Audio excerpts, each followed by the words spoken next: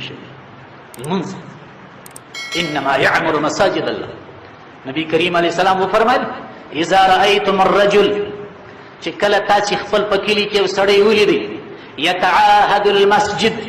دی 15 وخت لمانځه ته راتلی تی ویني وځي ونه وځي فاشهدوا له بالایمان د د ایمان شاهدي ادا کوي کافر منافق بیا مور ته وایي فاشهدوا له بالایمان د ایمان شاهدي ادا کوي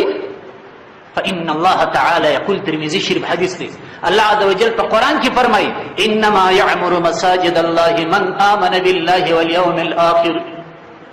د الله عز وجل کورونه به هغه خلک آبادوي چې هغه پر الله ایمان لري او د آخرت پر ورځ ایمان لري مولا علی قاری رحمه الله په مرقات کې دغه حدیث شرح څنګه کوي د انما يعمر مطلب څه دی د يعمر مطلب داري د مسجد آبادی مطلب داري چې د لمانځه ته راځي ذکر او اذکار په مسجد کې وي درس او تدریس په مسجد کې کی څه مطلب ترجمه په مسجد کې وایي د حدیث او درس په مسجد کې وایي نفلونه په مسجد کې کی ذکر او اذکار په مسجد کې کی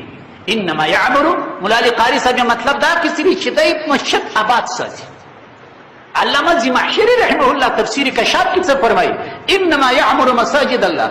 دی وی عمارتها کنسها څنګه چې په مسجد کې فرضونه سنتونه ادا کول دا د مسجد آبادی ده دغه تم د مسجد آبادی وای چې جارو کړی